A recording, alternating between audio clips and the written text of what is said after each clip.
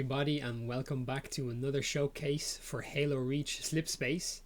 Today we're taking a look at the Eion-class Carrier for the UNSC, and this beautiful model here was graciously provided by Bacon Shelf from the Sins of the Prophets team. This is the first of several UNSC ships being provided by both Bacon Shelf and Malcontent, the two lead artists on that project. So before we jump into the actual ship itself and the cool mechanics that it has going on, I'd like to touch first briefly on a concern I saw raised by several people in the original mechanic showcase regarding Covenant plasma lances and Mac rounds. Particularly the plasma lance, because that's what's going to be getting used against the UNSC most often, in that it probably won't feel particularly good for players on the receiving end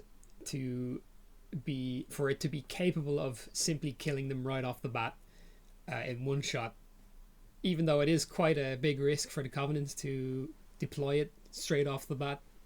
It still, and I agree, it still would be kind of, it wouldn't be great. It wouldn't feel great to just be killed by that straight away. So what I've decided to do is implement a system of armor for UNSC ships. So this works basically the same way that shields do, except that they don't regenerate, and once they're depleted, they're gone.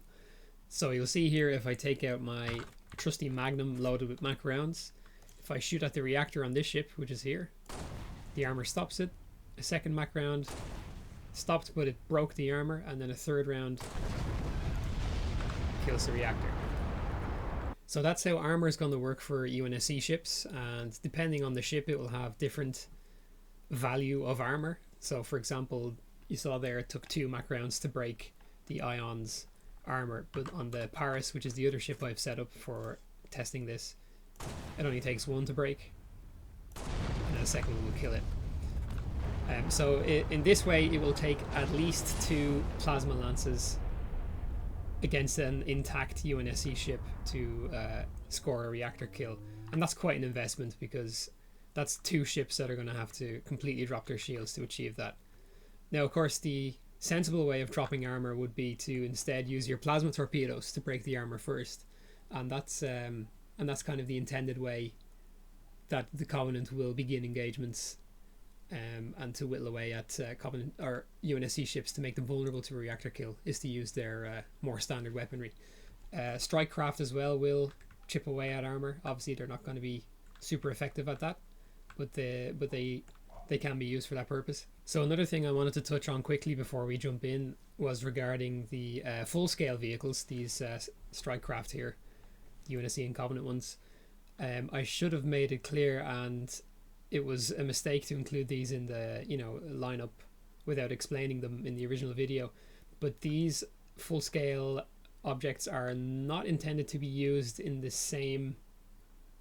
the same time as fleet-scale objects. These are going to be 2 separate ways of playing. So dogfighting and infantry gameplay will be one gameplay sort of set, and then fleet combat will be the other gameplay set. They're not intended to be mixed and matched. Now of course in Forge you could, there's nothing stopping you there, but not only will it look kind of strange and out of place, the fighters will also do basically nothing to these ships. They just have so much health that it would be pointless. So the first thing I wanted to showcase on the carrier specifically was, apart from the new armor system, is also damage states.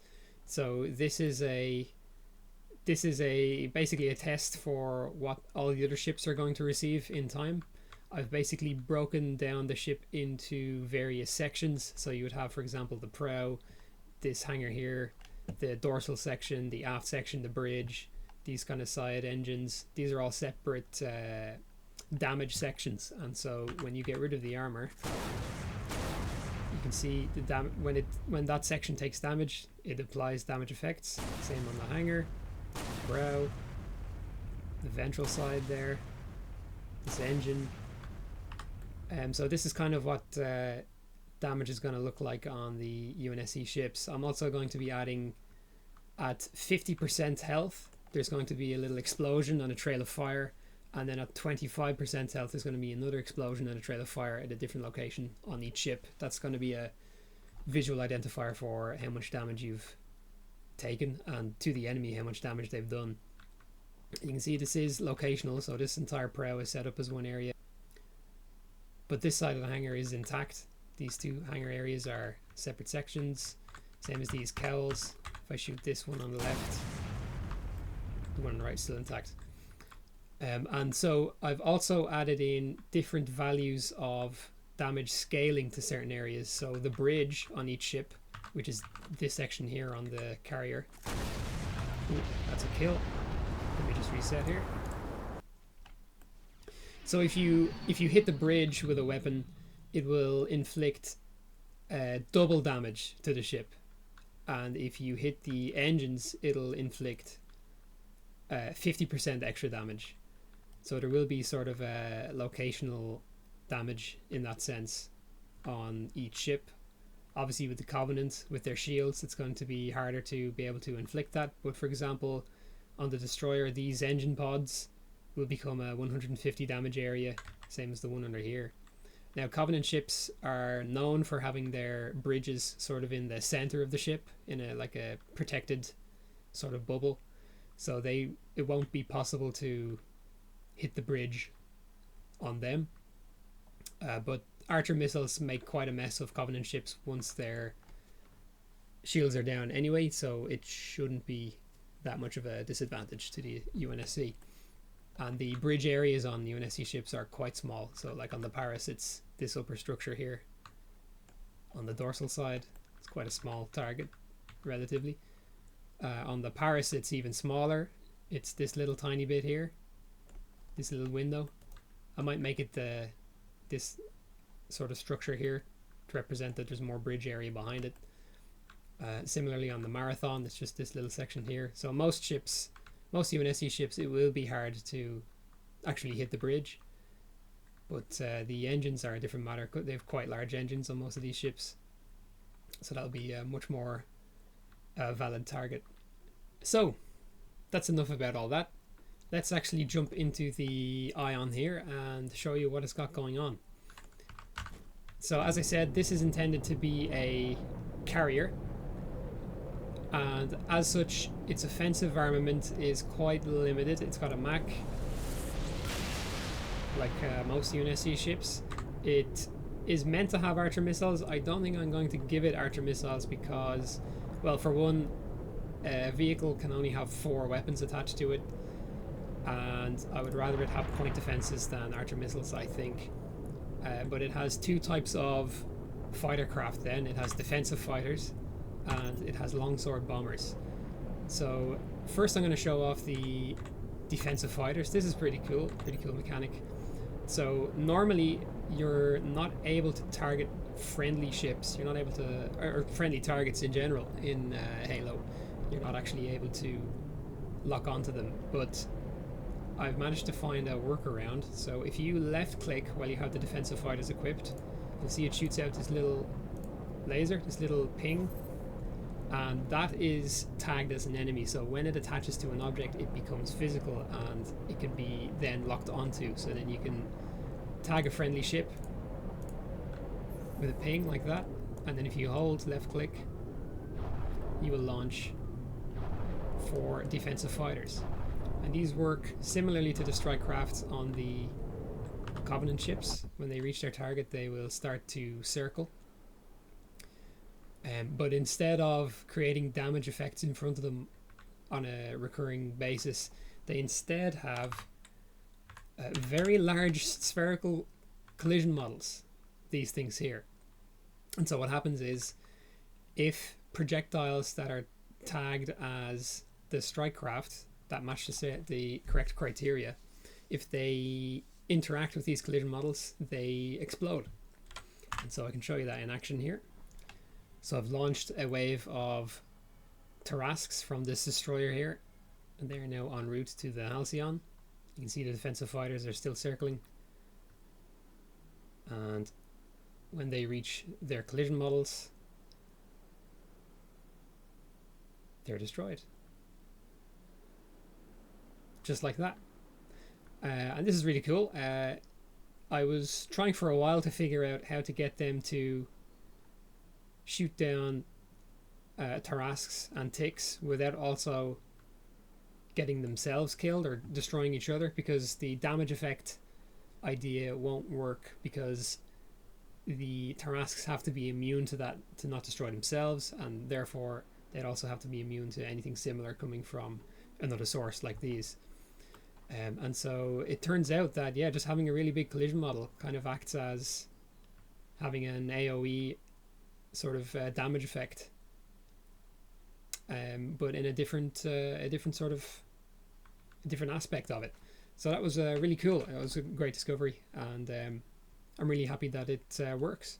So that's the defensive fighters. Now the only sort of tricky bit with those is, unfortunately, the ping that you send out is completely unguided. There's no, as I said, because there's no way to normally lock on to friendlies, you need to set that up with the ping itself. So you are going to be just kind of free shooting it, but it's lined up more or less okay with the crosshair. So in most situations, you can just kind of shoot out a few and you should catch your target. And this is also more easily done at spawn, obviously, when your allies are closer together. And once a ship is tagged, it will remain tagged like that for 15 minutes. So if a ship survives that long, then it's doing very well for itself. And say, for example, that you had 2 carriers on your team, any pings that one of them makes will also be valid for the other one. So that's going to be handy as well. So then the other kind of strike craft that a Eion can launch are longswords.